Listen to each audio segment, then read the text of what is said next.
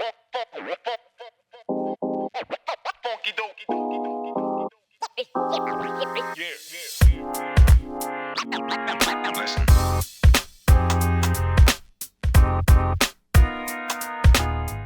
friends, and welcome back to the Pressure to Passion podcast, redefining your life after trauma. I am your host, Miss D May, and today it is a Pressure to Passion takeover. It's the final episode in this series, and I have, oh my gosh, he is really, really special to me. He is my cousin. He is producer extraordinaire, and yeah, I don't know what's going to happen. So, Denison, welcome.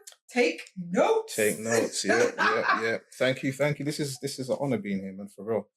I've seen you doing your work and doing your thing, and being here for the first time is really cool. Bringing me out into the public you don't get out enough, and he doesn't do videos. No. He doesn't have social media. No. Like this is honestly, this is what I'm saying. It's so special. He's the guy that's in the background, in the dark, everything. So fiddle around with the strings. So what are we going to talk about today, Mr. Deacon? There's a few things to talk about. One of the things is that I don't think they really know who you are, really. I see how you introduce yourself. Yeah. But we know how I know you. Yes. Oh my gosh. Are you going to use the name? Couple of names. Yeah. Deezy. I call you Deezy. Yeah. The only person that calls me Deezy. That's very Please true. don't adopt that, people. No, adopt it. Deezy is the one. But no. But differently, the essence. Yes. Yeah. Yeah. And a couple of days ago was a big deal for you, right? It was. What did you do? A couple of days ago, I officially came out of retirement and performed on a stage in front of people a track that I have written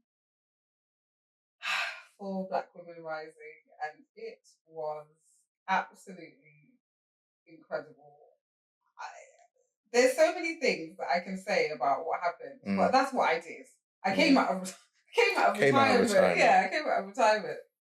Retirement from music. Yeah. So let's just take it back a bit. All right, Mr. Deacon. Because in terms of your background, you're a rapper, right? Yeah, I had a little stint in the music industry. A little stint, you call it a stint? Well, I say that because yes, fundamentally, yes, I'm a rapper. Yeah. And I have skills. But I haven't released any music. But no. That's why I said, I have Yeah. But I think collectively we have probably about 2 albums worth of music. At least 2 albums worth. Yeah. But you even recorded from before that as well? Yes. Before you and I started working together musically, I did record. I was in a group. I'm trying to remember the name.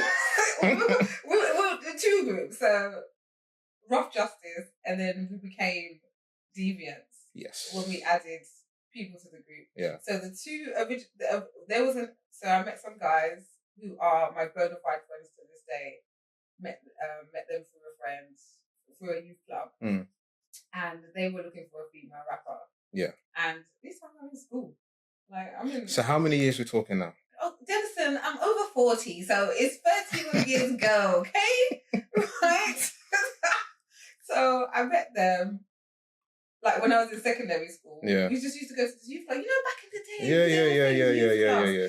And it was a youth club in Lancaster. They need to bring them back. They do. This is what I'm saying. So I was always in a youth club from primary school, because I had a youth club next door to primary school. Yeah. It gives you something to do. For you sure. know what I'm saying? For sure. In secondary school, I was in a youth club. There was a youth club. Went to the youth club, and there were 2 guys back in there, and they were looking for a female rapper. Yeah. And one of my friends told them, "Yeah, man, this girl, she got bars, but I mean, she ain't rapping, but she got bars." And so you was rapping before? Seeing them. Yeah. Okay. I was rapping at school. Yeah. So what happened was I was managing. A dance group with my sister Lorna. Yeah. From the age of 14. 14, 15. Yeah. And then one of the girls in the group was a rapper as well as a dancer. And we literally I used to write down the lyrics from mainly Left Eye, TLC were my people. Yeah. Foxy Brown, because I thought her lyrics were really hard to learn. Yeah. And the Brat. The Brat was So I used to, play back the thing. Yeah. So that's how that came about. And we just used to mess about. But I wasn't not an artist. I wasn't that. But I wasn't the one in front. It was me and my sister was back. So at that point, you're just basically taking other people's rhymes and just learning how to rap to the. Okay. And then, like I said, they were looking for a rapper, and I met them, and I really, really like I said, they're still my friends to this day. Some of my closest friends. I really like their vibes. So I joined their group, and I guess you could say the rest is history. But then I knew some other guys that were rapping. One particular guy, I go by the name of Vassetti now, but at the time he used to go by Crazy, and him and his brother were rapping. And so, we just joined forces. So Rough Justice, Crazy and his brother. And at the time, I was going by Delirious. I just thought that was a cool name to have because I was fire. But it was still like, actually, I've had many names. Delirious, C4. C4. I remember C4. I remember C4, because I was explosive. And then, as time went on and my style evolved, I became the essence to which I call now. But that's essentially what happened. And then when the five of us were together, we were called Deviants. And we performed all over the UK. I did MTVs. I did a lot. But I always felt, and I was really tomboyish back then. I was wearing the Sean John boiler suit. From the Hate Me Now video. Video? That was a kind of era. It was that era. Yeah, sure. Literally the exact same boiler suit. I've got it. I don't even know it. Definitely can't remember now. But we was doing, and I would have the hat down low, the glasses, really just the only female in the group. So what was your style then? Because there's a difference from Delirious to the Essence. Delirious was definitely, I feel like I was potentially trying to do what they were doing. Yeah. And it was a lot more... As in the voice? Yeah, the voice. Yeah. Because I had that delivery. I've always had that delivery. Yeah. And I think that I was maybe trying to fit in with them.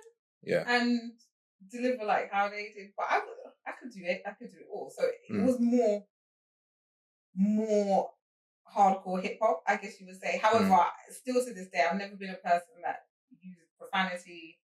Because I've never been that girl. I'm not that girl. I've never used profanity. Maybe the S word once or twice. Yeah. But never, never the F word or anything like that. So, and they weren't really like that either, but they did. They weren't. They did. So my style was a little bit, definitely a little bit more hardcore. You also had quite a great presence on stage as well, from what I remember. Okay. And is that because you're with the boys, right? Yeah, so you're trying to match the same energy? Yeah, you have to deliver, right? You have to deliver. But I did used to study people like Queen Latifah. I love Queen Latifah. And again, like the Brat, my style, I guess, was more akin to the Brat. Yeah. I had the natural hair. I've always had the natural hair. Yeah. I actually used to have the same twist with the elastic bands, like the front to mine, like hairstyle. So it was... Do you have evidence and pictures? Yeah, I do.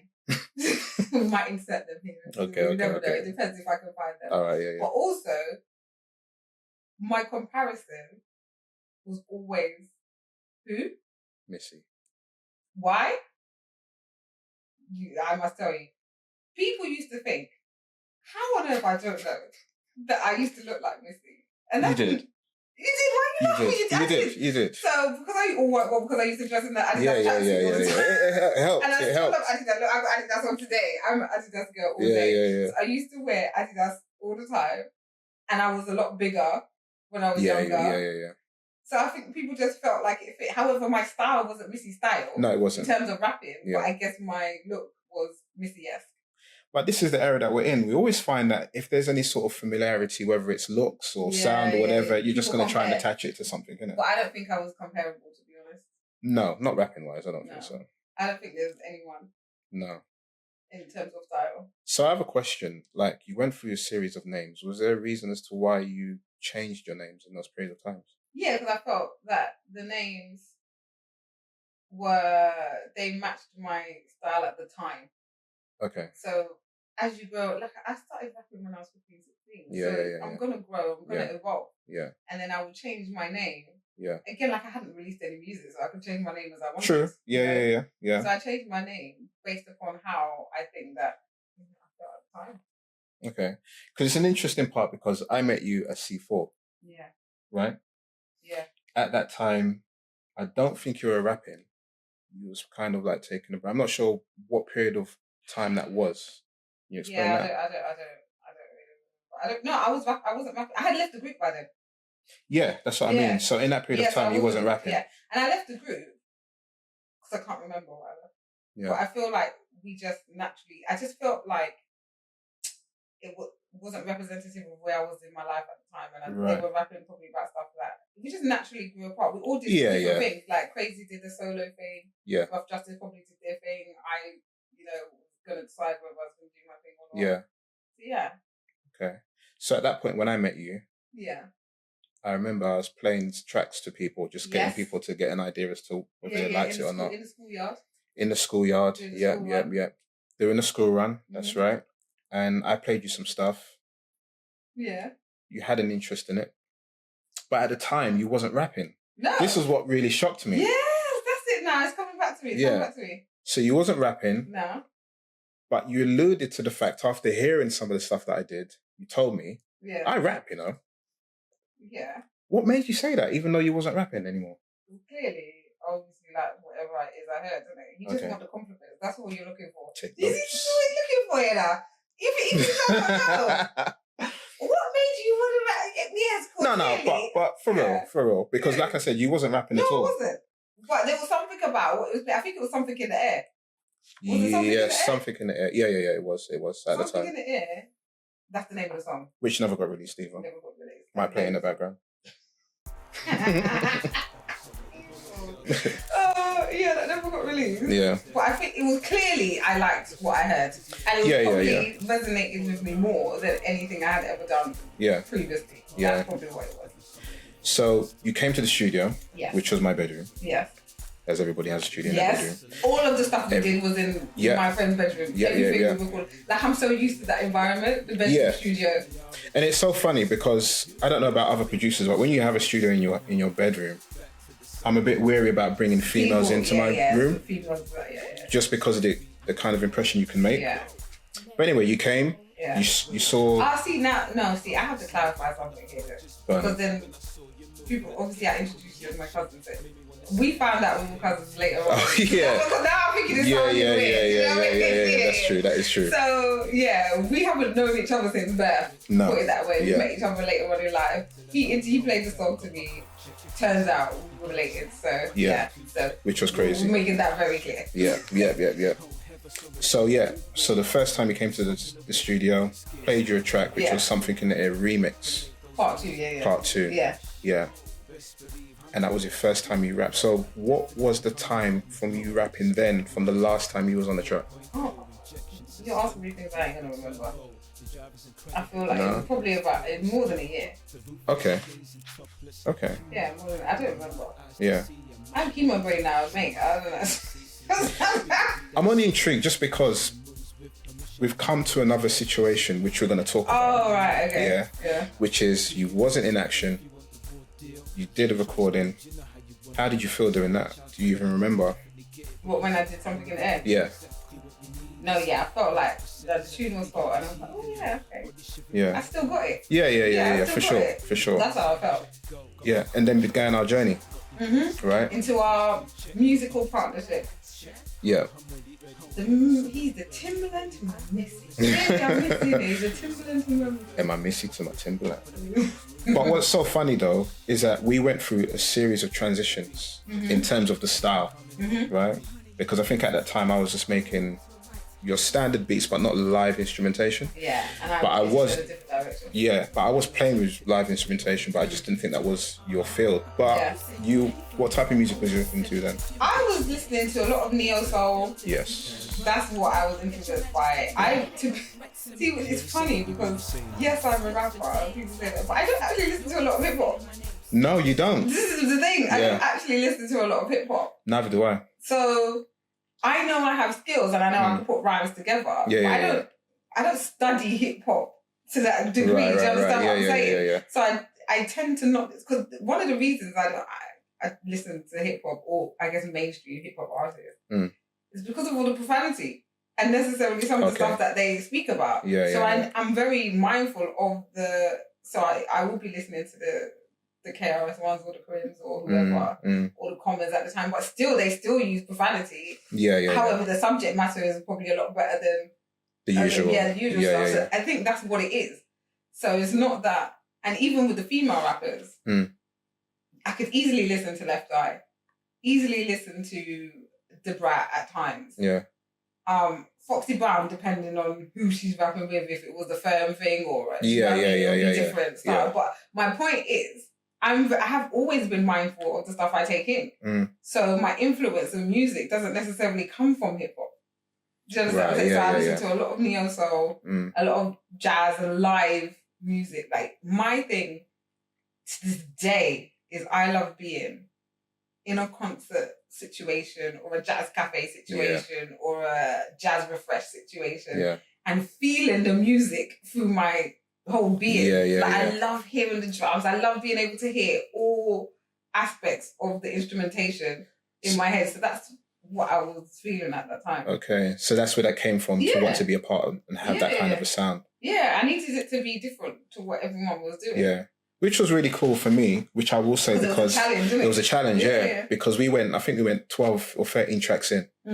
And then you made that conscious change to go over live instrumentation, and we did that. Yeah. And I think we did maybe another 10 tracks. Yeah. Maybe more, to be fair. More, which is actually really cool now, because obviously I've been on hiatus, in retirement for so long. And then doing this project, we were delving in the archives, and so Denison lost all my stuff, put it that way. Yeah. Denison has lost all a lot of my stuff. Music. A lot of stuff. Right? Yeah. And at the time, I wanted to cry. Like, seriously, because you always know... You wanted to cry. There's something, you know that you've got this talent, and I had nothing to show for it. Yeah. At the time, lost all my stuff. But I have when you produce the track, you'd always give me a CD so I could go home and write to it, or if I had recorded it. So... Thank the Lord for that. Yeah, last week? 2 weeks ago? Yeah. I literally went through the CD collection and finding tunes. I was like, oh my days! Like, I'm hot in her. No, I did. I felt proud of myself because it was like, oh my gosh. Do you know what's funny though? When you're looking back, I didn't even realise how many tracks tracks they did. Yeah, I know. So we've been busy for a minute. Yeah, well, we ended up having our own studio, so we could spend as much time in the studio as we wanted. Which was a great time. Studio, so which was a great time. That's how you knew we were serious. For sure. Well, we're serious trying to create a new sound. Well, not even create a new sound, but a sound for me. Well, a new sound in a sense for you, but in terms of what we was experimenting with, it definitely was your sound for sure. Yeah. You know? Yeah. So a lot of the things that you were writing about was different then in comparison to what he was writing about before. Yeah. Right? So what inspired you to write about the things that you're writing about today? Today? Yeah. Are you talking about that specific track that I performed a couple of days ago? Yeah. So obviously at the time of this recording, this performance has literally just happened 2 days ago. Literally, yeah. Very Whenever you hear this, it's not going to be 2 days ago. But my point is that this is super fresh. Yeah. And funny enough, this podcast recording was scheduled before the performance was even confirmed. Yeah. So I think that's why today I wanted to wear this, because it is divine that everything is just falling into place. Yeah. And I owe everything to God. Do you know what I'm saying? For sure, yeah. It's all in his timing. Yeah. Because I've been doing this and been retired for almost 20 years. Yeah.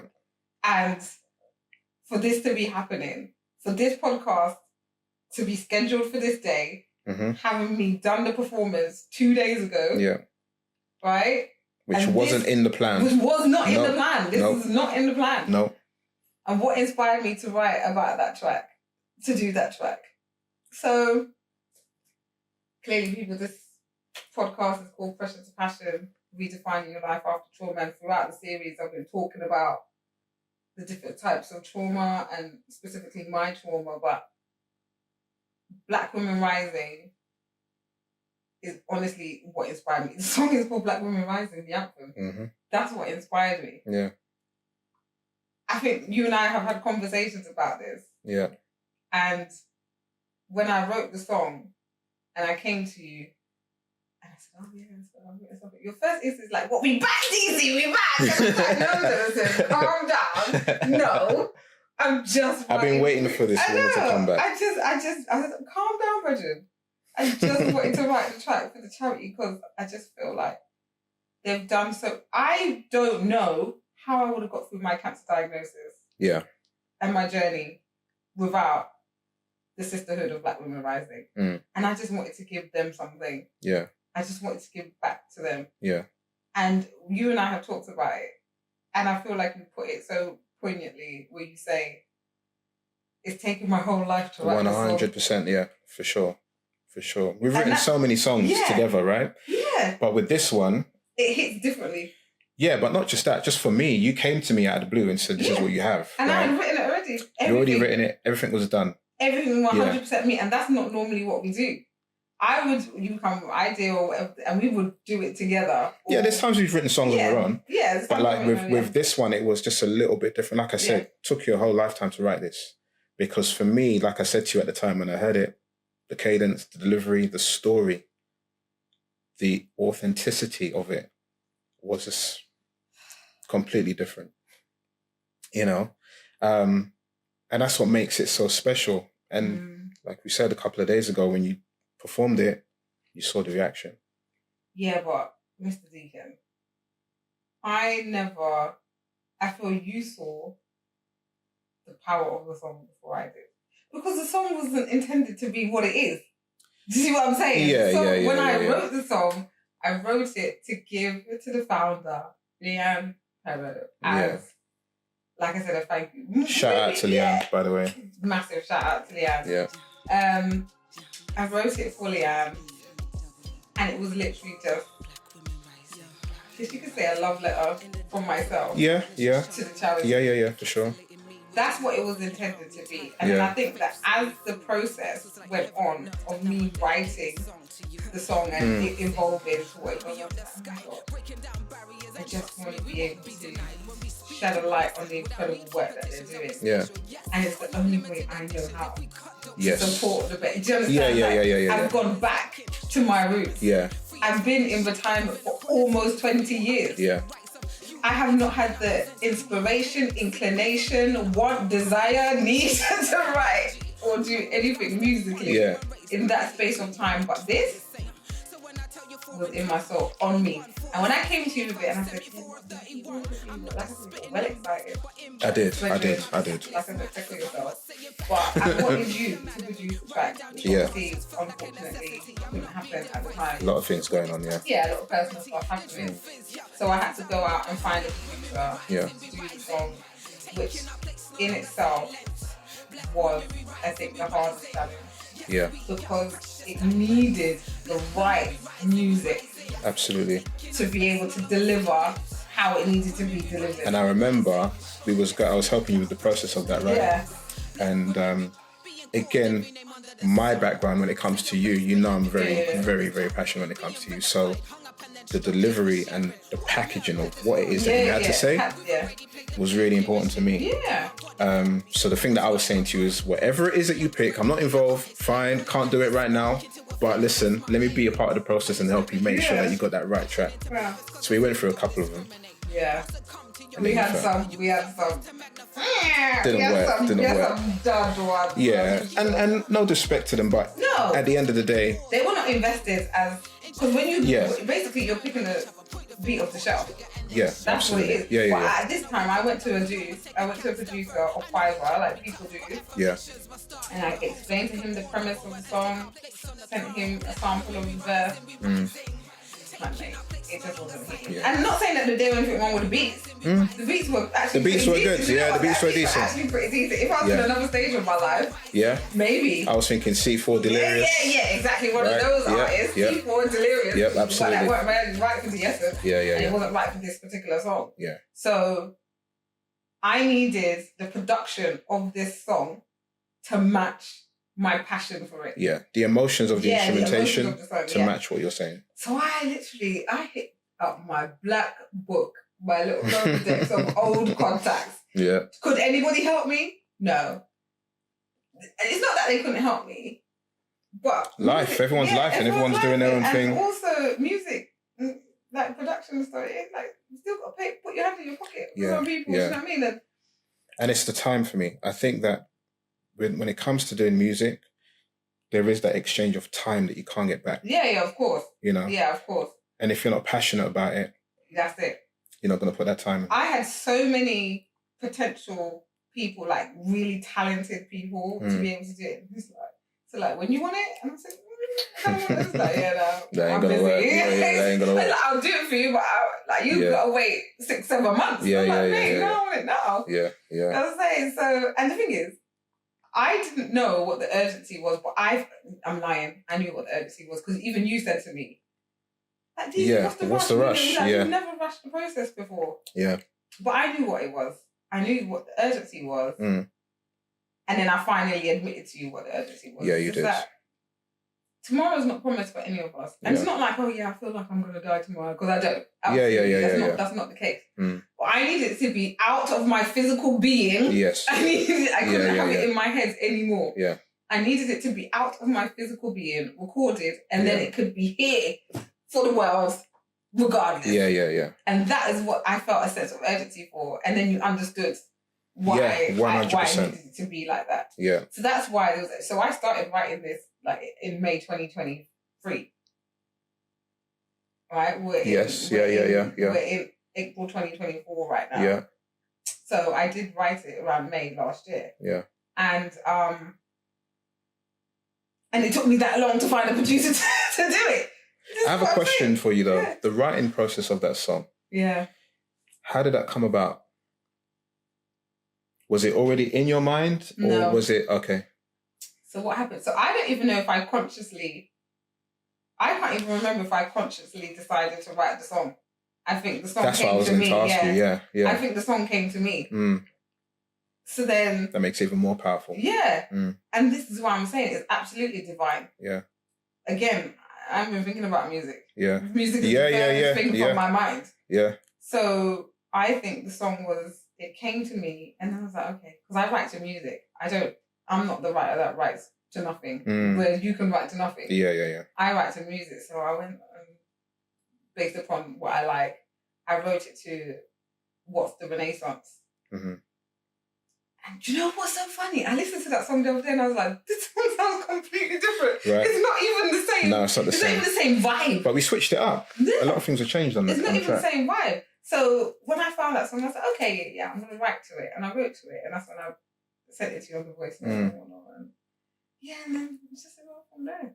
So the song came to me. It came to you. And it's funny because even on that song, and the beat was dope. The beat was dope. The challenge for me, because I know your story. Yeah. And I was there with your story. Yeah. And hearing what you're saying, the emotion of the track wasn't matching the way it needed to be. Yeah. So, hence the reason why I threw myself in the pot. I said, okay, I'm going to try and see what we can do. But obviously, one thing led to another. It didn't happen. But then we got the track. So what happened? How this whole track thing came about? So like I said, I went through my whole Rolodex. Yeah. For people. And I called... Well, I didn't call. I saw on Insta one of my old friends who's still singing. Shout out to Shard the official.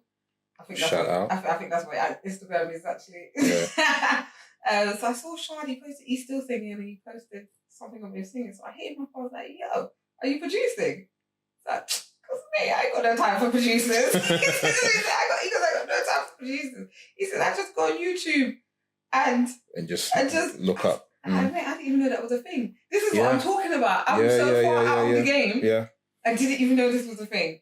So I was like, okay. He goes, yeah, just go on YouTube, find a beat that I like, contact the producer. Yeah. And then do it. Okay. Sounds simple enough. Yeah. This is what I'm saying about everything divinely falling into place. I did it the next day. I came across these producers online. And the video had just dropped the day before. So it was a brand new video. Yeah. It's not one that's been up there months and weeks. The video dropped the day before. Yeah. And I saw these two producers collaborate. They're from different genres. Yeah. Collaborate and build this beat together. And I was like, okay, kind of like this. Do you know what I mean? So I went on the website, which is listed in the link in the bio, you know, and went and saw this whole thing. And they're very, very talented producers in their own right. Yeah, shout out to them.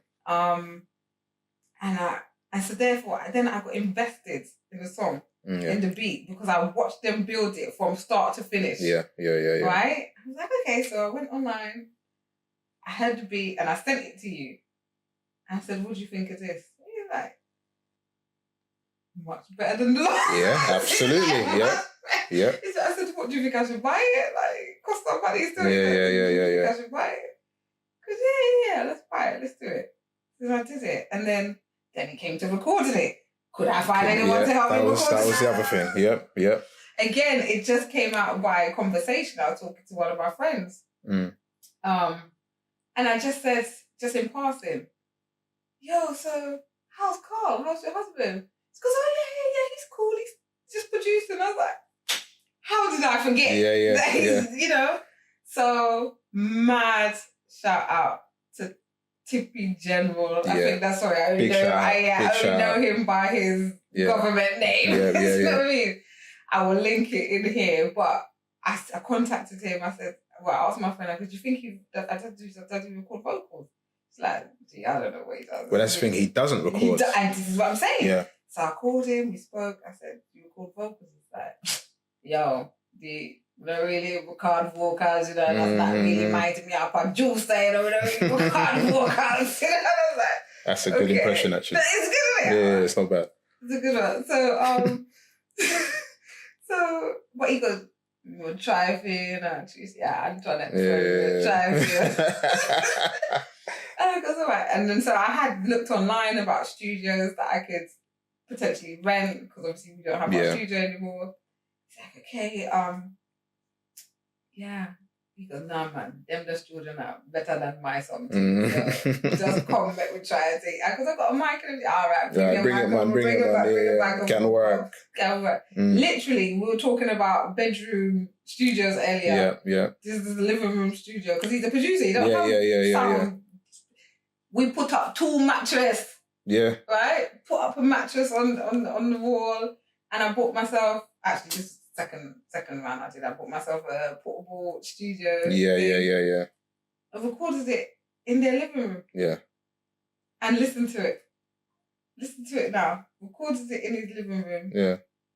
And yeah, that was mad. And I was just so happy with it. So how was that for you? Because, I mean, from that time, from the last time you recorded, what was that like? It was weird. Especially with what you had to say. Yeah, it was 100% weird. Firstly, it was weird because you weren't there. Yeah. You're the only person that really has recorded me, understands me as an artist, knows my tone, my voice, my cadence, everything. Yeah. Working with a new producer, a new engineer that way was different. And I even said it to him. I said, mate, I don't know, I haven't really worked with anyone else. Yeah. Since for such a long time, and I haven't recorded anything in such a long time. It feels like my limbs is missing. Like limbs missing. Anyway, he's like, okay, don't worry, man. Like, I'm here to make you feel comfortable. You're the artist, for sure. Yeah. It was like, as soon as I got behind the mic. Funny enough, it's actually this mic, but then we changed. We changed and used different mics. But as soon as I got behind the mic, it just all came back. Okay. It just all came back. And even he said, he goes, like, how long you saying under this? I goes, about 50 years. You sure? Because you haven't missed a beat. Yeah. He said, you have not missed a beat. He said, you should be doing music. Like, what are you doing, really? Like, this is not about that. Honestly. It's a one and done song thing. Because that's what it is for me. It's a one and done. Because I'm not looking at trying to rekindle a career in music. That's not the intention. It wasn't, If that happens, whatever. I'm taking it a day by day situation. Yeah, for sure. Music is something you have to intentionally feel and be into, and music 100%. Comes from your heart. If I don't feel it, then I'm not going to do it. Yeah, for sure. This song has come from the depths of my soul. Yeah. Hence why you say it's taken a lifetime to write. Yeah. So going through this process has been so enjoyable. Yeah. It has been. And Thursday night's performance was literally the icing on the top of my little cupcake. Because Denison, tell them how nervous I was. You was very nervous. I could feel it. I could feel it from even a couple of days when we knew you was going to do it, right? Because one, we didn't know when we were going on. There was no time. There was no structure as to what was happening. Well, I didn't know it. Yeah, you didn't know. The venue you haven't been to before. I've been there before, but you didn't know. So that doesn't help either. It's just all the unknown. It's all the unknown. The sound check and all that. What was funny though, when you're saying that the mic is too loud. The mic is too loud, Dizzy. Trust me, it's cool. It needs to be that loud. When people come in, it will all be absorbed. Don't worry about it. It's fine. I was riddled with nerves. Yeah. And I didn't think I was going to be that nervous. But I think it's because almost 20 years out the game. Not just, but... And the people that I want it to be for, I wanted them to like it. Yeah, but that's what I was going to say. Is it because of how much it meant to you as well? Of course, yeah. 100%. 100%. Of course. Yeah. You know? Yeah. But you did it. You really did it. You really knocked it out of the park. My question to you... I still feel butterflies. When you started... when you were called on to perform, like what was going through your mind at that point? So Leanne's making her speech. Yeah. Obviously, I don't know the speech. And then now I've had to literally zone out from what don't ask me what she said in her speech because I don't know. Well, it didn't help when the mic was popping. Yeah. Okay. So the mic's popping. So I heard the mic popping when she was making her speech. So I was like, and you turned around and looked at me. I'm like, she's gonna come. She's gonna come talk to me during the sound check. I said the mic needs charging. Yeah. Right. Nobody charged the mic. No. But I noticed it. I said the mic's popping, and I'm thinking, just do my thing. Fine. And so she obviously calls me up and what goes from like honestly, I don't even know what to say because it feels like a blur. Yeah. I feel I was so high on adrenaline. Yeah. Because I was so nervous. I don't know what it felt like when she gave me the mic. Okay. Still. So it's still a blur to you? Yeah, it's still a blur. Did you... This is what, 48 hours? Did you recognise or even heard when people were rapping to the chorus and reacting to your words? So after I go through the first verse and do the first chorus, no, but the because of what I wanted it to be a song for our community. Yeah. I intentionally wrote the chorus to make it easy for you to and catchy. Yeah, and catchy for you to be able to pick it up like that. After the second time. Straight away. Yeah, after the second time. So after the first time. Yeah, after the first time you should be able to at least catch the melody. In the second part of the first chorus, people were already saying it. I don't remember. Yeah. It's mad. Yeah, it's mad. It's mad. Yeah. What a humbling moment. I mean, especially just... More than humbling. Do you know what's funny about songs? Is that songs can have so much meaning in different phases. So obviously, me working on your track, because we had to rearrange. Yeah, because we haven't even touched on what you did to the track. Yeah, I got other producers to do it. Yeah. To produce it. But the song you hear today is 100% blessed by your hands and your creativity. It sounds nothing like what it sounds like. You've even got your vocals on the track. Yeah, so don't try and play it down, man. Yeah, no. So but, even like I said, even though I got I did purchase the song. Once I played it to you, we haven't even touched on your reaction to it. Do you know what I mean? Yeah. So we can talk about that for sure. About that because I gave you the track. How did you feel when you first heard it? When I first heard the track, because I played it to you in a car. You played it to me in the car. So one of the big things that people don't really know is that I was always tough on DZ. I say DZ, The Essence, Denise, wherever you know her as. In regards to cadence, delivery, structure of the track. Some songs you wrote on your own, some things I helped you with. But with this one, not only did you write it, executed it well. Even, just to bring it back a bit. So in speaking with Mark, he said, yeah, man, come like, she know what she'll do. When did you speak to him? After? Yeah. After you played it? Yeah. I I told you I spoke to him. Yeah. After I spoke to him. Yeah. Why? No, I'm talking about Antoinette's partner. You called him Carl. Mark. No. Forgive me. Like, Mark, you called Mark. So I spoke to Carl, and Carl was like, "Yeah, come like she know what she do." Well, yeah, I hope so. Yeah, but that's because you already had everything that you wanted to express. You've obviously been practicing it and writing it and everything. Yeah. So when you played it to me, first off, he didn't say nothing. I didn't say anything. Say nothing. No. I never do. He was literally dead silent. Yeah, never. When I tell you, no words. So I just thought he didn't like it. We just kept talking about something else. Yeah, didn't we? People hate that about me. Not a word. Yeah, not a word. However, you got a good poker face. No, I have to.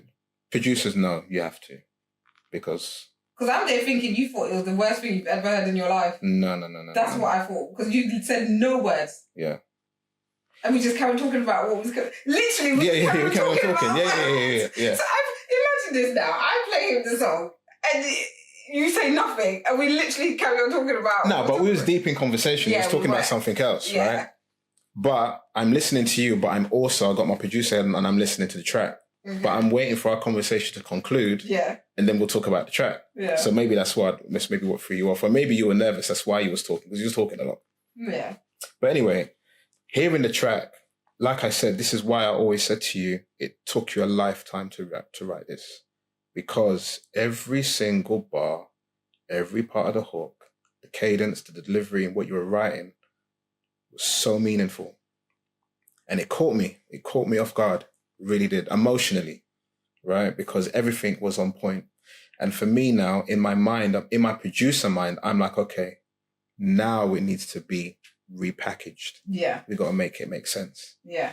And you got to work on it, I feel like the same night. The same night, I was already, to be fair, on the way home, I'm already knowing what I want to do to it. I just didn't say anything.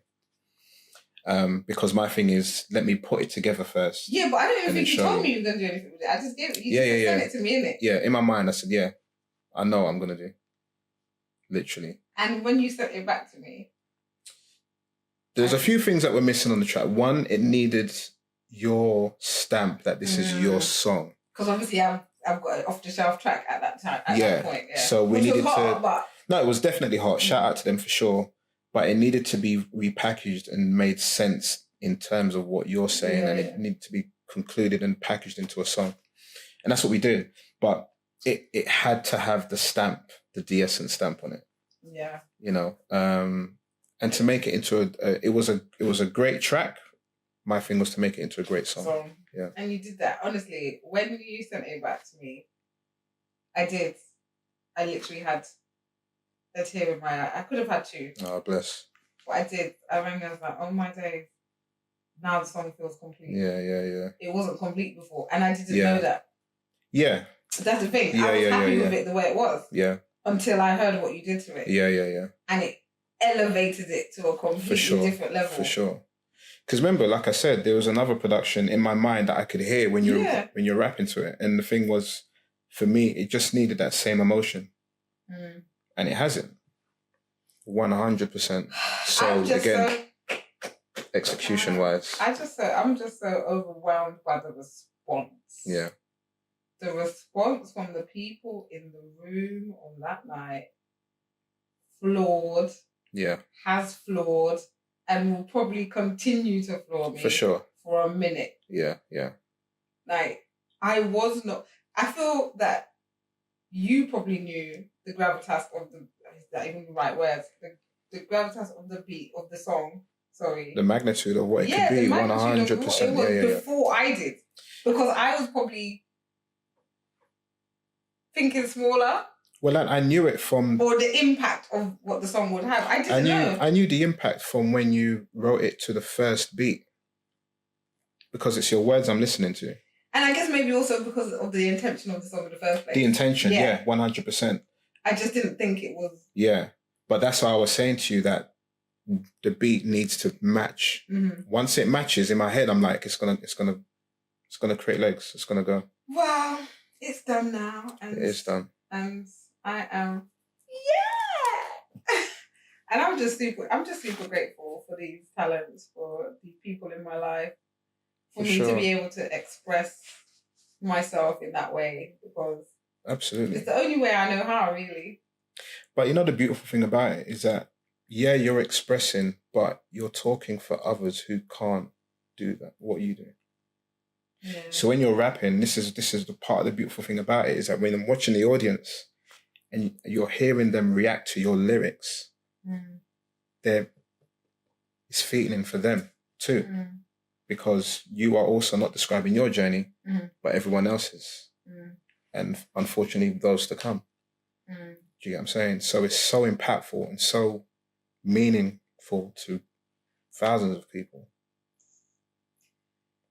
I'm just glad it's out of my body now, isn't it? That's what I want, is to be out of my body, out of my head. It's no longer mine. Would you say it's therapy for you? Yeah. Yeah. Definitely. 100%. I only do things these days and in my life that bring me joy. Writing this song and making this song. The process of doing the whole thing was dope. Of doing it has been so fulfilling for me. For me too. Not even considering any outside impact. It has made me incredibly happy. Yeah. And knowing that has been received in this way, I've done my job. Yeah, absolutely. I've done my job. And you brought me back outside again. Yeah. Mr. Recluse. Yeah, I am. Oh. But no, it's been an absolute pleasure, and I couldn't think of anyone else I'd want to do it with. Oh, thanks, Mr. Deacon. The journey has been amazing. So absolutely. I don't know if I'm going to make music. And I think she is. I don't know if I'm going to make music. If it fulfills my soul and if it makes me happy and it's divinely led, then I'll make music. But for right now, Black women, we rising. Absolutely. Big up. Woo! Well, thank you, Mr. Deacon, for coming in and I'm honoured. Finishing off this season for me in this way of us just talking about my pressure to passion. Blessings. Because that's what this song has been, therapy for me, just my pressure to passion. So thank you for all of you that have tuned in this season. I will hopefully be back next season. There'll be part 2, continue this, and we have many more guests to come and discuss many other things. So like, subscribe, share, do all that good stuff. Until next season, God bless. Take care. Deuces.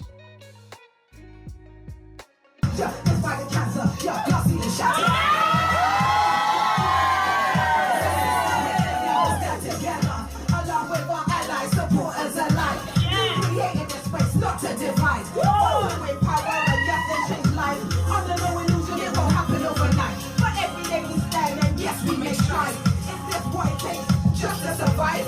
We will maintain and never give up. Yeah, black women rise.